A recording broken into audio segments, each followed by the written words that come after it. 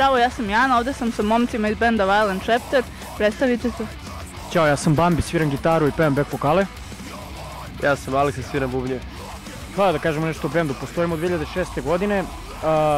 Sviramo neku mešavinu, da kažemo, hardcore i metala, mada nešto ne volimo žanrovski, baš da se, kako kažem, opredelimo.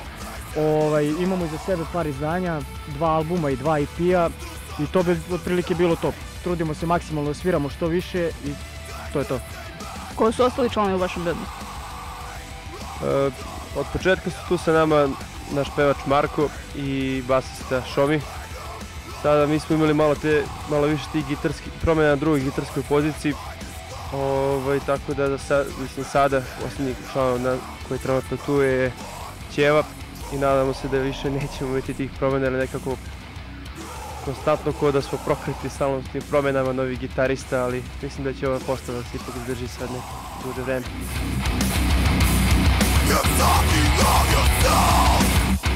Šta vas inspirisalo da napravite bend i zašto baš taj žanr? Pa, ja sam i ranije bio u bendovima, kako se zove, što se mene tiče, na primjer, od uvek sam slušao tu neku muziku, hardcore, metal, sve živo, kako se zove, i jednostavno kada je bend sklopljen u ovoj postavi, to jest ne baš u ovoj postavi s drugim gitaristom, jednostavno sve se sklopilo, svako je slušao nešto sa svoje strane, da li punk, da li metal, da li hardcore, jednostavno to se sklopilo u neku cijelinu, u neki naš zvuk koji danas furamo. Sad, da li je to metalcore ili je hardcore s primesama metala, uglavnom to je to. Koji su najznačajniji trenuci u istoriji benda? Sad da vidimo. Pa ajde da kažemo da možda najznačajniji trenutak do sada je bio ta turneja koju smo imali u Rumuniji. Imali smo mi turneju od 4 dana i tu smo se onako baš lepo proveli i to je bilo jedno ovako skroz iskustvo koje po meni svaki band treba da živi.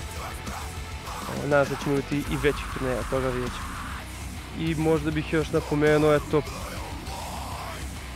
kada smo napravili naš studio lični, koji sad možda već ima na 5 godina, to je bilo onako baš značajno.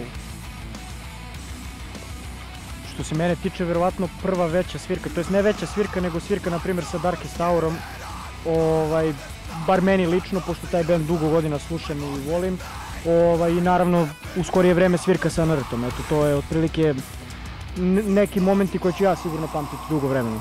Kakav je osjećaj svirati sa bendom kao što je Nrt?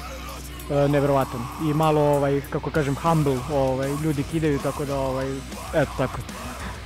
Posle njih, posle takvog benda jednostavno, pitajte se da li ima smisla da uopšte nastaviš se baviš muzikom, ili su jednostavno mašine, profesionalci, to je svako priči kraj. Pratite li domaću scenu i scenu u regionu i imate li neko mišljenje o tome? Pa naravno da pratim, mislim bar ja, a i ostatak benda se verovatno trudi, pratimo, kako se zove, i sve okolne zemlje i naša sva izdanja, bar se ja trudim da ispratim sve što neko izda. Imamo dosta drugara i u Bosni, i u Makedoniji i ostalo, tako da sve što neko, da kažem, napravi, izbaci ili nešto, ja se trudim bar da preslušam. A što se tiče mog mišljenja o sceni, stvarno se trude bendovi, stvarno se i organizacije sve dovodi do nekog okej nivoa, sad uvek se to poredi kako je bilo nekada 2000-te ili kad već, bilo je bolje, bilo je više ljudi, bilo je drugačije, pod jedan, sad da tu ne pričamo o internetu, o svem ostalom što je uticalo na to, ali jednostavno drugačije je period, drugačije je vreme, scena je malo živnula u zadnje vreme, ima više ljudi na svirkama, bolja je atmosfera, tako da nadamo se da će se opet vratiti neka bolja vremena i da će scena biti opet ono što je nekad bilo. Šta je potrebno nekom balkanskom bendu da bi se probio van granica?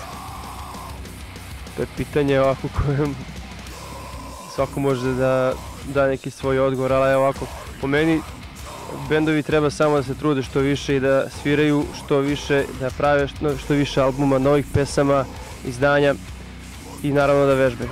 Sada, mnogo slučajeva to čak nije do bendova.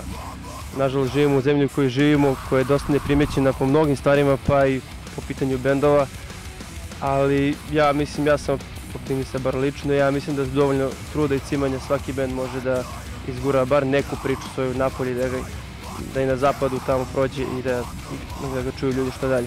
Nas recimo, evo mi nismo mnogo daleko otišli, ali evo zaista određeni ljudi koji nas i van naše zemlje prate, koji čak nisu ni blizu naše zemlje, nego su iz Nemačke, Španije, iz raznih zemalja, stalno nas javljaju ljudi, tako da to je dokaz da stvarno može da se izađe napolje, sad samo pitanje, kažem, i okolnosti razne.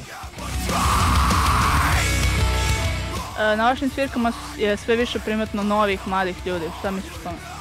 Pa mislim da je to pozitivna stvar i kako za naš bend, tako i za sve ostale bendove. Da je sad, zašto dolazi do toga, da li je to zbog toga što smo mi, kako se zove, potrudili da imamo par spotova, pa je možda to došlo do njih, ili možda do modernijeg zvuka i do tog pristupa, kako kažem, tom novom pravcu muzike, ne znam stvarno, ali uglavnom to je jako pozitivno i bilo bi jako lepo da se ta nova publika zadrži na koncertima i da ostane tu duže vreme.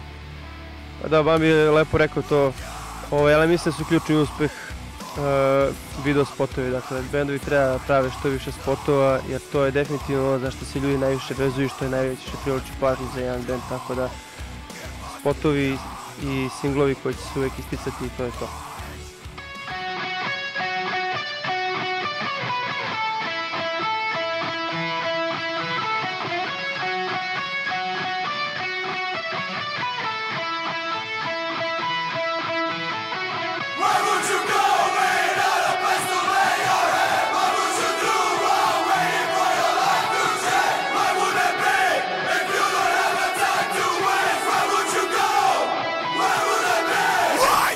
Odakle vam ideja za vaš najnoviji spot White Rabbit Hole i kako ste ga uopšte snimali?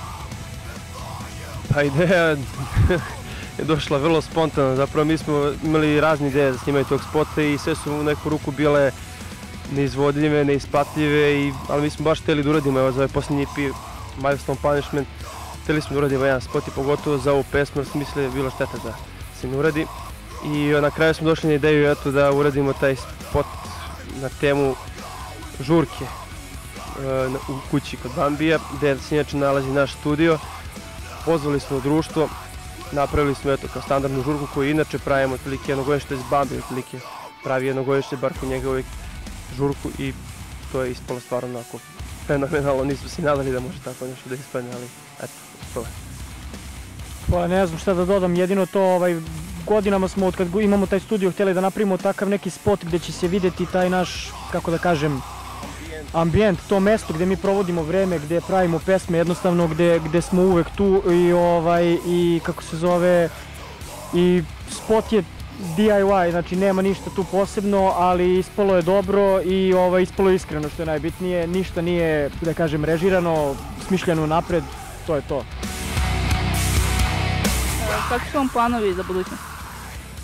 Pa evo, trenutno radimo nove pesme, nadamo se da ćemo što skorije vreme imati dovoljno materijala, snimimo novi album i otprilike to je to. Naravno tu su razne svirke, nadam se da ćemo imati malo više sada svirki po inostranstvu, planiramo neki mini tur ponovo negde sljedeće godine, spot naravno kada bude gotov album, otprilike to je to. Ima li neka prljava tajna vašeg benda koju biste da nam otkrijete? Ima više, sad ne znam šta da otkrijem. Možda Mir studio za vreme probe, to je za posle probe ili to je to. Jeste li zadovoljni postignutim do sad i da li žalite za nečim? Pa, jesmo zadovoljni u principu, naravno svako misli da je nešto moglo bolje ili nešto da se drugačije uradi, ali kako bend raste i sazreva, tako se poboljšavaju neke stvari, a kako se zove, nemamo nikakvih, da kažem, nekih većih pogrešnih odluka pa da za nečim žalimo. Jednostavno uvek se ima taj utisak u bendu da je možda moglo nešto malo više ili nešto malo bolje, ali dali smo sve od sebe i tu smo gde smo. Došli smo do kraja intervjua, imaš li nešto za kraj? Podržavajte bendove, podržavajte lokalnu scenu, dolazite na svirke. Stvari su napokon krenule malo na bolje, tako da vidimo se na prvoj sljedećoj svirci. Ćao! Hvala.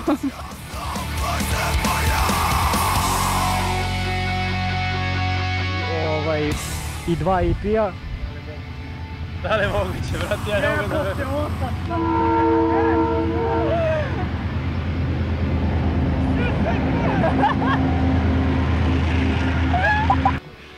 Nešto za kraj. Nešto za kraj, koje je pitanje bilo? Došli smo do kraja intervjua, imaš li nešto za kraj? Podržavajte lokalnu...